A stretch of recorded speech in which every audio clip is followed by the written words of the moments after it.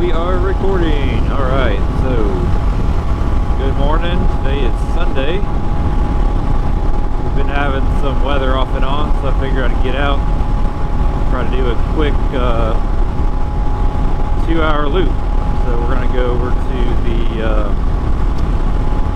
Ocoee area. Some of this you all may or may not recognize if you've been on the Smoky Mountain 500. So yeah, I got the Insta360 on the bars. We got the XT2 and the DMD 665 on the bars. We got both of them recording today's track, testing that out, kind of see how they do. Just general thoughts as we run both of them side by side. So nice thing about this DMD controller is it can connect via Bluetooth, so I have it hardwired in for my tablet, but since I put the phone, the nav phone on here, I can connect my controller via Bluetooth and it will work with that without having to actually wire it in. So as you can see, I don't know if you can see it, but I'm controlling it now with my controller, so pretty cool. I will say one thing I do like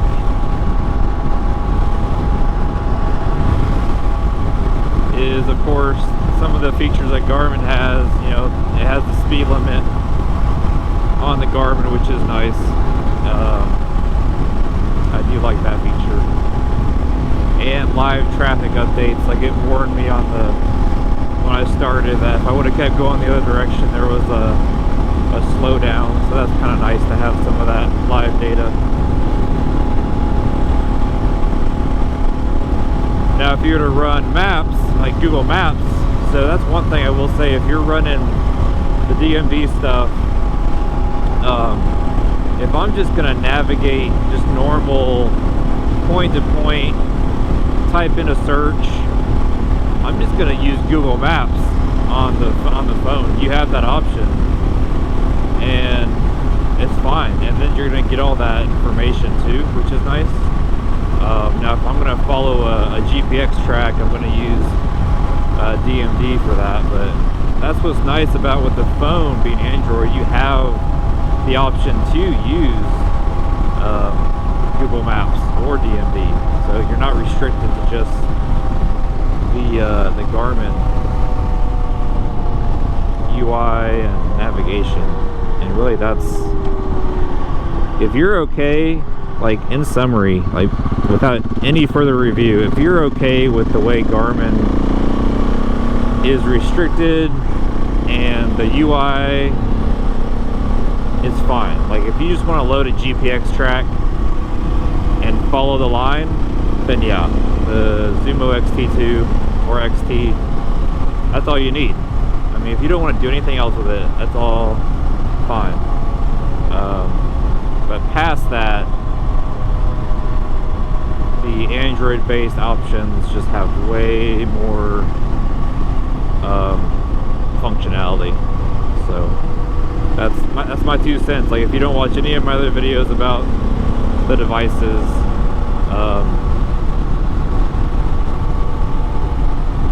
that's all you need. So yeah, that's a wrap. XT2 versus DMD. There you go. Now we're gonna do a very in-depth, like it's gonna be a multiple part.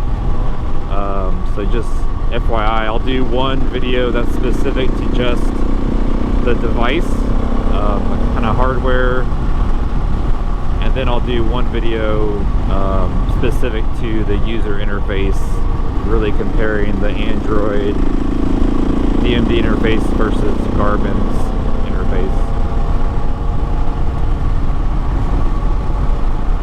Because to me, that's the big difference. Size-wise, I mean they're fairly close. The DMD device looks smaller, but it's not that much smaller. An actual screen, like map view, I posted that on Instagram today. I measured the actual what you see on the map, because you have this header across the top and you have the stuff at the bottom that you can't, I don't think you can remove that.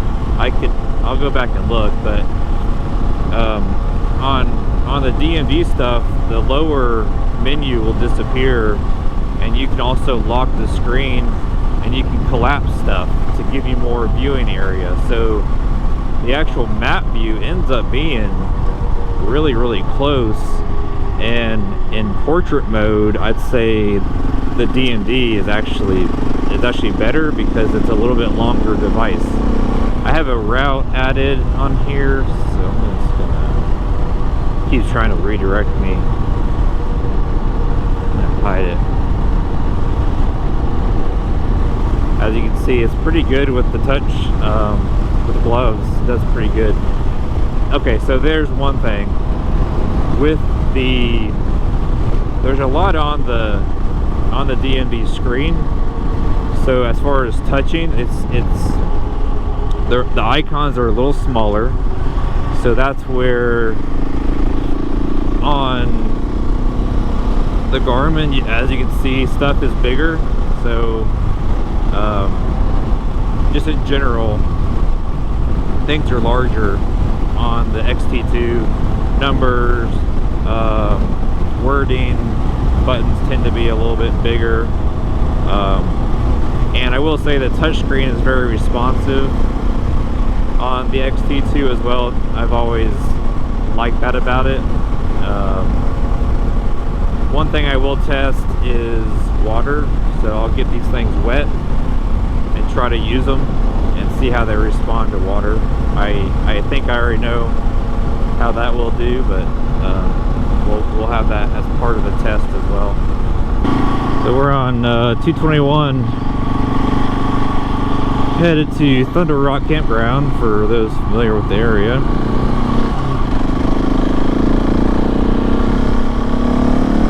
It's quite, I mean, we've had storms. I'm actually surprised at how many trees, and they've come through and cut a bunch of stuff. Like, it really did a number back there, as far as knocking trees down and just stuff everywhere. So far this mount is okay. It's got a ball down here, and there's, when you get into the real rocky stuff, it does move around a little bit. That's actually a headrest mount from a car. I use that mount in my Camaro when I would do like Tail of the Dragon runs and stuff, and so I just clamped it straight into my handguard rail. Hey Cardo, radio off. I'll tell you what, that radio is annoying. And then it stops my music. I don't know why, but every now and then that crazy radio just comes on. I'm sure I've heard of other people having the same issue. Seems worse than it used to be. Anyways, this mount is a tack form headrest mount, really. I figure why get something different when I have that, and it's quite adjustable. So yeah, we're gonna try it, see how it does on this real rocky stuff. So I thought about getting the selfie stick,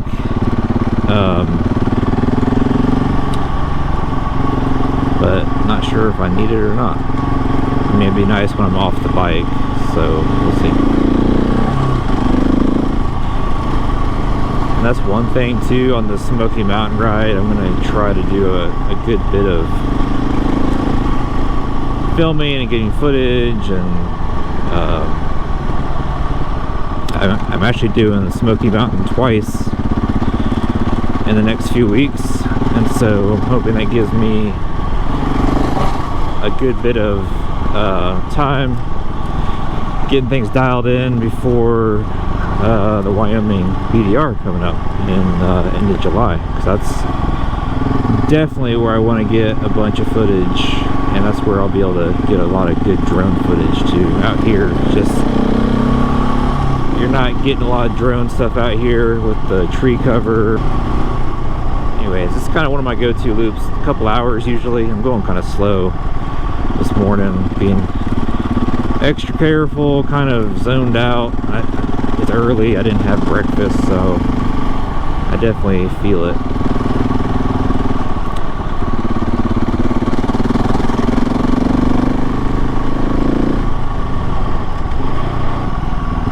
Let's see, what should we talk about? I didn't really have a plan. Oh yeah. See, I love this bike because I'm gonna miss that about it if I do sell it. Like that little, I mean, you can't see it on video, but little water hole, just give it some oomph, and that front wheel just picks up right over that. And like on some of the other bikes, unless they're in, got the RPMs up, or you're ready, I mean, you just can't do it. This bike has that low end power. Even in, if I cruise around, I lug it around a good bit, just chilling, and you can still typically pop it up over anything you need to. That's the one thing about that CFMOTO 450. You know, going from this bike to that bike, I already know it's just going to be, it's just a whole different platform. Heavier, not as much power. Suspension is going to be inferior. I mean, there's just no question about that. Less travel. But when it comes to price, if I was to go buy a new one of these, you're talking, I don't know, I bet you'd be 13, I don't know what they are now, what, 13, 14, maybe even 15 out the door, brand new. And the CFMOTO is 8 out the door. So I mean, it's just reality of what you're getting for the price. CFMOTO, in my mind, is just phenomenal for the price point, for what you get. And you know, the biggest reason I'm doing it is a twin. It's gonna be comfy, something new. I'm ready for something different, something new. If I hate it, I'll sell it and we'll do something else. I don't think I'm gonna hate it. I mean, I don't know. I may, just because I'm used to having this bike, but I don't think I will. And the power, it's nice. This bike's nice to have it when I need it, but I don't use it. I'm just, the way I ride, I don't really run this bike out a lot, and that bike's gonna be all I need, I think. It'll be good content for the channel, I think. It's gonna be I think it's gonna be a real popular option out there that people are gonna want to know things about. And I do like to upgrade things, and so that will be a big piece of probably what I do, hoping that with it being economical, I can do a good bit of tweaking to it. And we'll see what aftermarket comes out on it. That's kind of that was some of the concern about some folks, is what kind of aftermarket will we see. There's already stuff coming out overseas. I've seen different skid plates and different a lot of different options already, so I think there'll be plenty of stuff. I assume the US manufacturers are going to see that it's going to be a pretty popular option amongst different people, so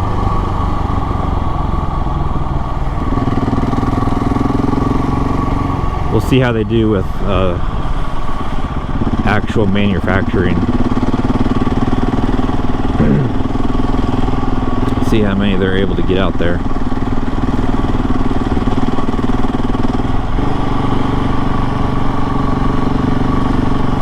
know what? I forgot to turn this baby on.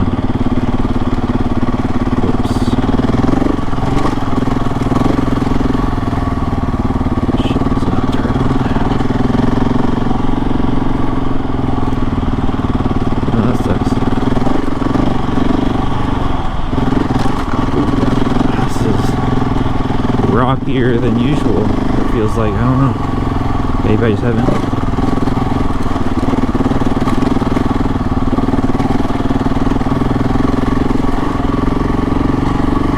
It's kind of got, it's a grade and it's rocky.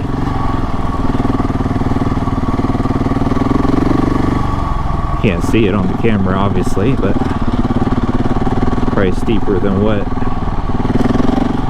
you all realize. Oh. All right, 360. Oh, I hit the wrong button. That's why.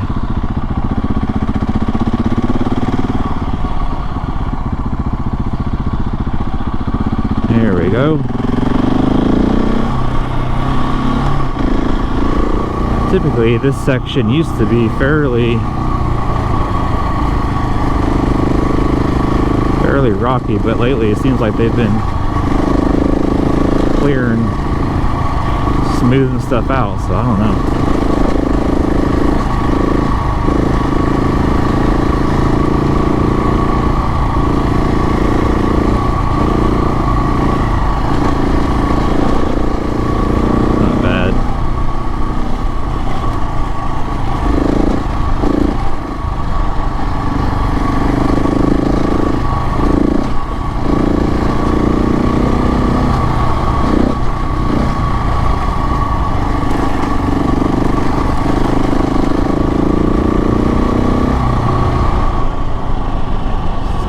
This Griffin back protector keeps kind of riding up. I hit that wrong, that could have been bad. For some reason this back protector keeps trying to get stuck in my pants.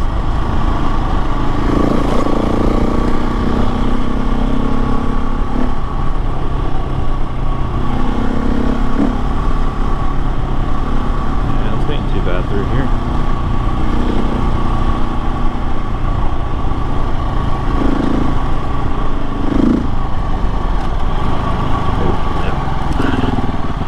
Go that way. I'm just not picking good lines.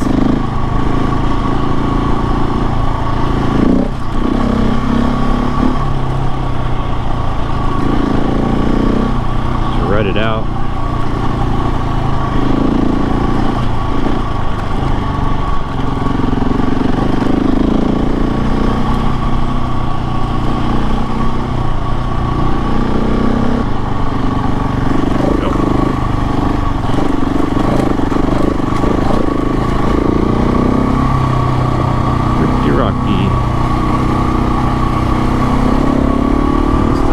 Soaks it all up. So I guess in the spirit of what I'm focused on right now with the XT2 and DMD products, let's just talk about that a little bit. So it's been interesting. I posted up on the XT2 Facebook group, the bigger one, just to say, hey, you know, I'm doing this. I've been an XT owner. I was using a XT2 XT pretty much most of my time doing actual like long distance trips, so you know, I definitely used the product a lot. Was happy with it. I don't think I had any issues with it actually. One time I thought I was having a charging issue, but it turned out my wiring, I think it was my ground wire, or it was one of my wires came loose, and I mean that was the reason why. So actually it wasn't anything related to the device. So I thought I was going to get a new cradle, but yeah, so really nothing ever broke on it after all the many trips. And then I sold it to my buddy, so he's using it on his T7 now, and I use the Touratech lockable mount, which although very expensive, works very well as far as security and helps with vibration, I think. So yeah, a good combo. So, but I started using the DMD2 app on my phone to just kind of test it out, and I just liked the options, the customization, the support, the continual updates, and taking user feedback and trying to actually incorporate that somewhat real time even. You know, John and team, I know there's multiple of them now, they take feedback very seriously. At some point, you know, I think people are questioning at some point when they get to a certain size, will they be able to realistically continue that type of support? Like, I hope so. You know, I hope they end up with the bandwidth and the it's nice and washed out. I hope they end up being able to keep it up. I mean, no doubt. Because I think it's one reason that so many people are coming into DMD, not only for the features, but the continuous support and interaction with the community. I think it's huge. You know, Garmin is this huge behemoth of a company, and they're I've heard their tech support is actually pretty good, but it's different. Anytime you're working with that big of a company, it's just different. So so yeah, as we compare them, I think I'm gonna try to be as unbiased as I can, because I do feel like Garmin offers some things that isn't necessarily forefront in DMD's mind, which is it should be. They're focused on, I mean, the DMD app devices, they're focused on GPX tracking, following a route, and a lot of the other stuff is kind of just added perks within the system and the app. So, you know, Garmin's UI is built for that, but then Garmin's UI is also built to interact with their other devices, although I've heard that can be quite iffy at times, like with the inReach connection. You know, you can connect your headset, your phone to it. It's kind of in that piece, it does work well. As far as like connecting your phone, if you want to continue to use your phone as a primary device, the way that it incorporates into the Zumo does work well, making phone calls directly on your Zumo through your phone still. You know, DMD's not really set up to do that, although those devices you can use SIM cards and actually use them as those devices, and they'll, you know, the phone call goes through that device, so you can go that route. But I think most people still want to use their traditional phone and receive texts, calls, and all that through their navigation device. But that's again, like, both devices give you two different options as it relates to what you want to use it for. So yeah, as we dive into that comparison, I mean, I'll say it right now, I do feel for most adventure riders, depending on your level of tech ability, to me that's a big piece, is how good are you navigating through tech, working through issues. 'Cause I don't care what device you have, you're gonna run into issues with either one at times. They're never gonna function 100% perfect. You may have an issue loading a file, you may have multiple issues with other things.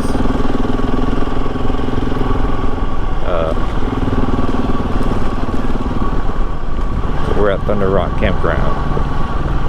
But the Zumo, if you can get it to load a GPX, it's going to work very well for you. It's very easy in that regard, and if you want to use it to just route from one place to the other, it works pretty good. Typing in addresses, all that. If that's what you want, it will function for you just fine. If you want something that you can customize, has endless opportunities in the future, I think DMD is going to be the better option for you specifically, because Garmin UI, I don't see them updating it. I could be wrong. I really don't see them updating that anytime soon. So I think we're going to be stuck. I really thought they would do more with this generation when they updated it, and they did a few things, but to me, I almost question whether or not you really need to go XT2 if you have an XT. I mean, yeah, it's a little bit bigger screen, you have a couple other options and features, but is it really worth the $499 price tag now that it's on sale? I don't really think it is, personally. And what's nice is, if you don't know, if you're unsure about using DMD, you can get the app on your Android. Now again, it's only on Android, so if you have an Apple phone, an iPhone, you can't do this. But if you want to try it out, just try it out on your Android phone, and if you like it, to me, it may make sense to jump over to a DMD specific device, whether it's the phone or the tablet. I'm sure at some point they'll come out with another generation tablet and phone, which again, the ones that I have now, they do function just fine, but I'm sure the next generation will be really good. So we're at the, what used to be the it is the Whitewater Center, but it burned down.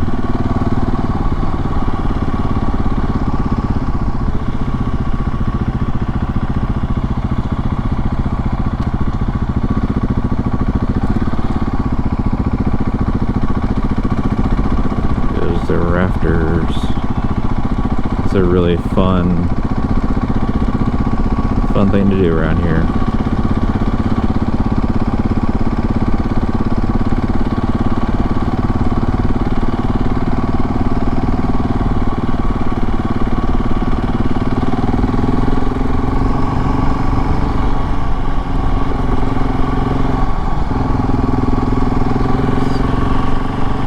So one more thing, I hate to keep going back to this, but like on the Zumo, you can change this one item to whatever you want, but you can't do multiples. So like, I want to see the time, like all that is on the DMD device. Like the time and all that's on there no matter what. I don't need to add that.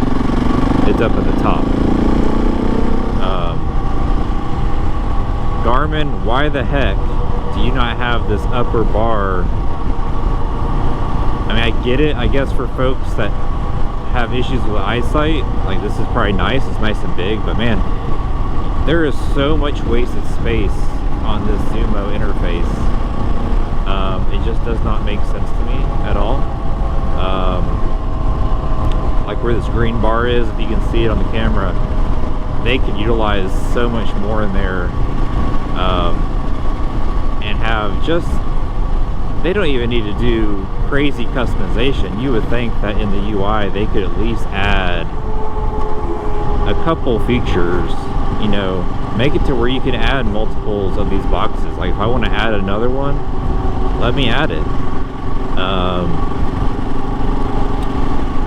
Again, I'm not a programmer, so I don't know how hard that would be under Garmin's UI, but I mean, geez, to me that's just, sometimes like I truly question Garmin if you have an adventure rider working for you.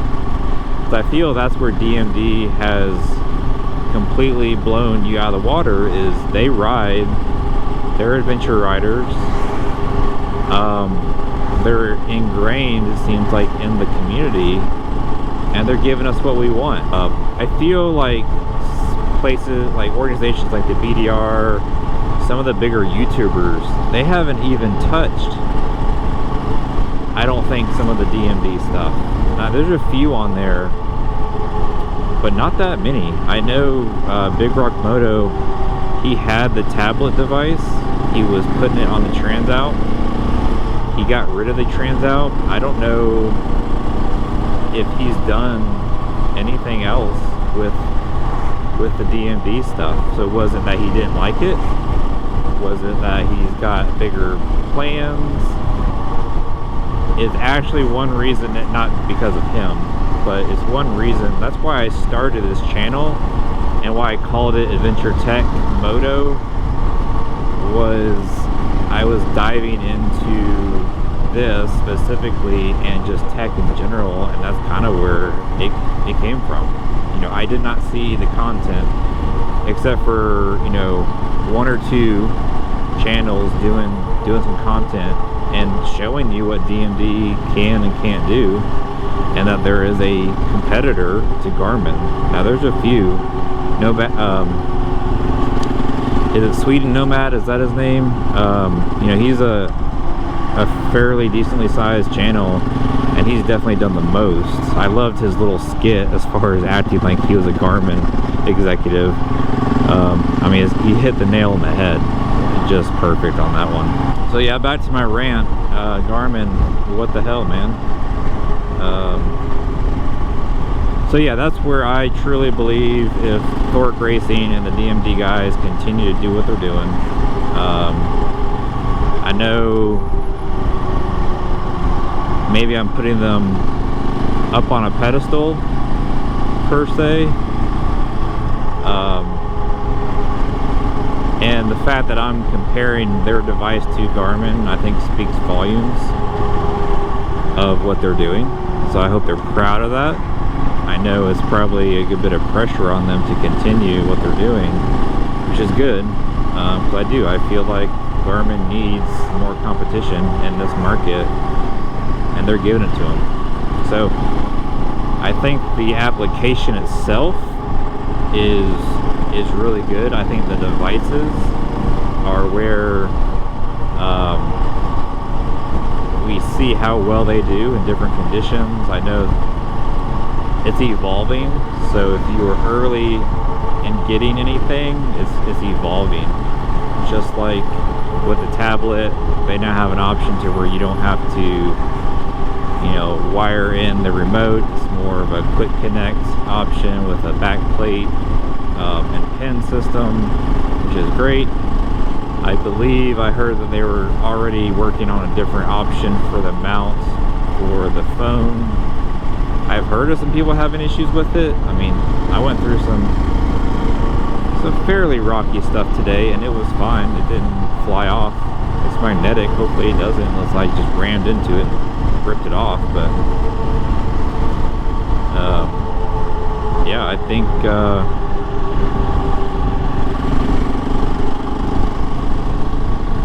I really think this is going to be really good for the market to see the differences and to educate. The thing is, on this phone, on this nav phone from DMD, the cradle, the charging, the way that works is, I believe if the battery gets too hot, it will switch over to where it's running through the charger, but it's not discharging the battery and then charging the battery. So I think it cuts over to just like cradle power, if I understand it correctly, and that will help if your device starts to really get hot, start to overheat when it's charging like that. So I think that's another great feature. I have no clue if the Zumo does that or not. I I may try to find out. I would hope that it does. I've never, maybe I'll search this too. I haven't really heard of overheat issues with the Zumos. I never had the issue, but I'll investigate that too. You have the phone hooked up to USB power to charge. I did not wire it in directly to the bike. I wired in the Garmin. I've got a lot of stuff wired in, so I didn't want to add something else, knowing that I'll take that phone off at some point anyways, and my brother will probably use it, so that way we can just quickly transfer it over. But it is charging just fine. So the Zumo, you cannot charge it. Well, I take that back. You may be able to charge it via USB. I wouldn't want to. There's really no reason. Same thing with the phone. I normally wouldn't charge it via the USB, but it can very easily. I had it at 40%. It's now at 96%. That is one thing different from the tablet. The tablet, you have to have 12 volt power, so you cannot charge it via USB on the bike. So that's just something to note. The phone is a better option when it comes to that if you need to. But what's nice about the DMD stuff is all the accessories, whether it's mounts, cables, they're all very affordable to buy spares. So if you want to have multiple mounts on different bikes, very affordable and lockable. That's where, in my mind, like if I was to run a Touratech lockable mount for the Zumo, I mean, that's a lot of money to have that on multiple bikes if that's what you want. The DMD coming with a lockable mount, even though yes, it probably does need some another version. You know, a lot of people are asking for the lock to be in a different spot. I will agree with that. It does. My windscreen right here, I do have to move it down and then push it in to access the lock.